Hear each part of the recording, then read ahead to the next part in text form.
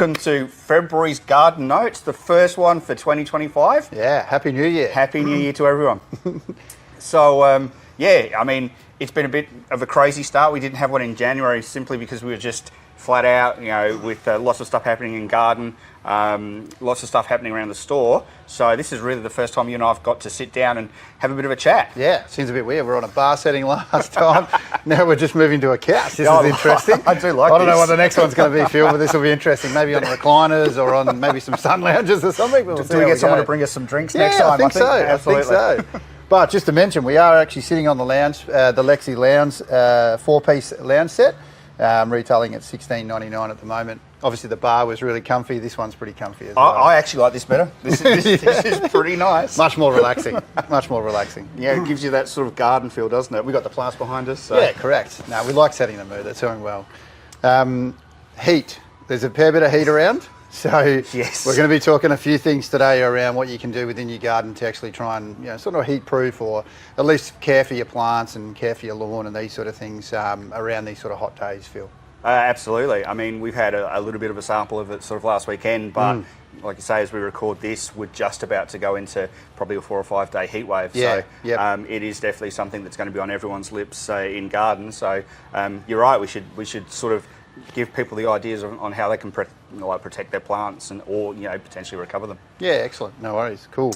One of the first ones we got is a bit of sea salt in a super soil wetter. So one of the things about trying to, when you're targeting your watering and things like that, you're really trying to retain that moisture. So something like a sea salt or a soil wetter is certainly something that you can put through majority of your plants. And I think something like this, I mean, it's perfect for lawn situations because it does two. It's a wetting agent and it's got the sea salt in it. Perfect. So, it's going to do a sort of a broad acreage type thing. So, you can use it on your plants, like you say, but, when it comes to lawns, you've got a large area to cover. And by being able to sort of combine 2 jobs at one time, cuts down the amount of time that you have to be out there to do it. Yeah, excellent. Yeah, nothing wrong with those sort of products.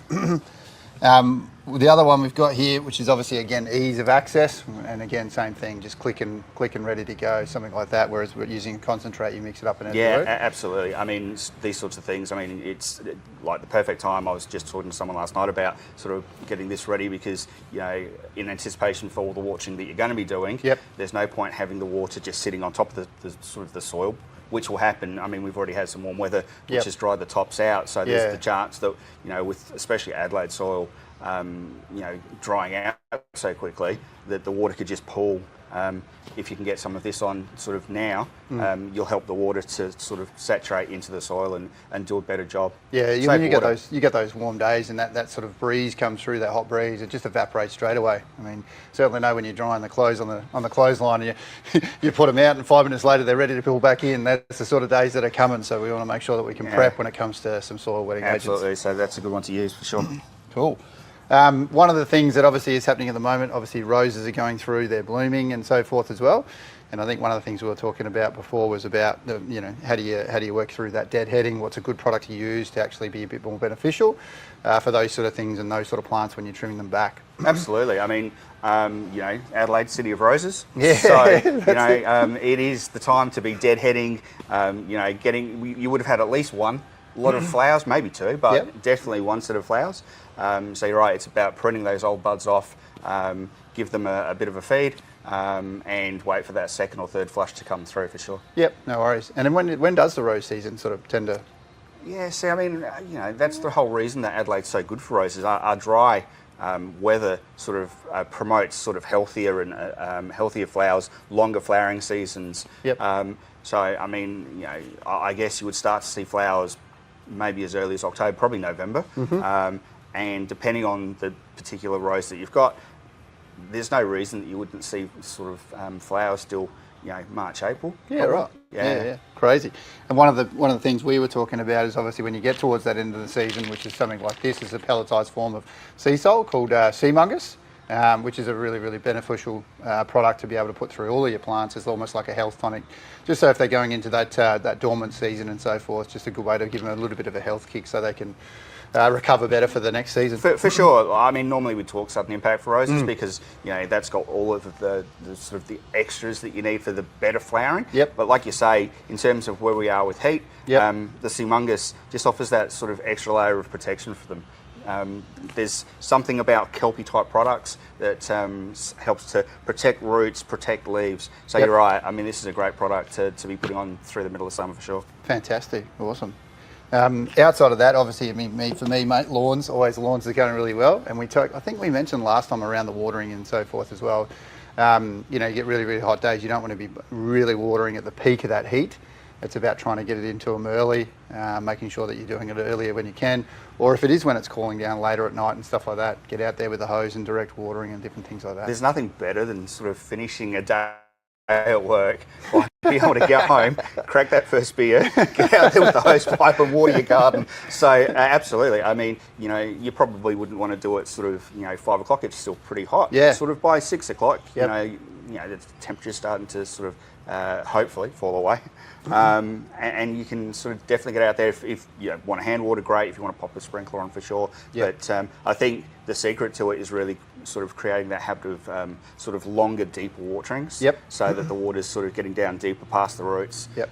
Hopefully, I mean, when it gets to 40 degrees, unfortunately, you probably have to look at watering virtually every day. Yep. But, under normal conditions, you should be able to get away with, just a couple of waters a week, really. Yeah, so longer but shorter bursts, but obviously, no doubt, just be wary of it, especially with a lot of the heat coming up through the month of February.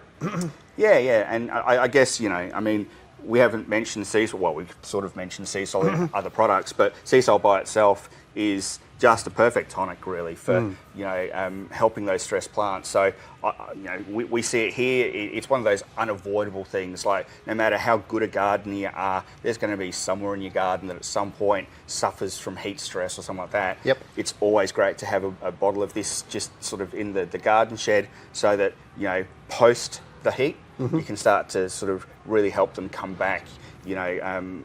We'll say, I mean, it will be in garden notes. If it's not in February's garden notes, it will definitely have been in January's garden notes about not doing heavy pruning. Yep. Because what will happen is you can open up sort of all that soft undergrowth. Yeah. So we're not doing heavy pruning at the moment, but you can certainly tidy the plants up and then treat them with a bit of this just to make sure that they're protected. Yeah, give them a bit of a health kick and make sure that they're ready to go for some of those hotter days.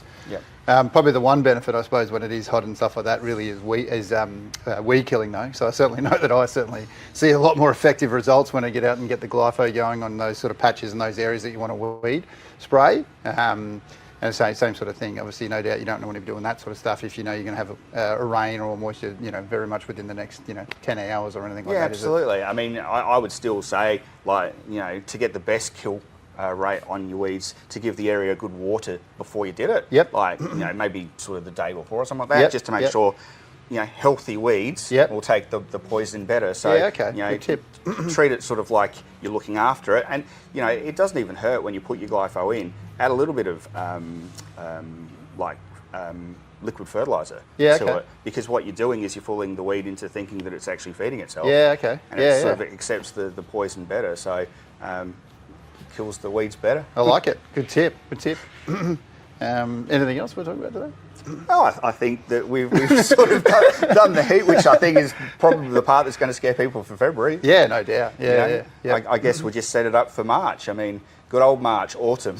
It will be. And, I mean, coming up for us too, guys, obviously big sale coming up as well, which, we're always looking forward to here because there's a number of different promotions and so forth. So make sure you keep a keen eye out on any of that sort of advertising coming through.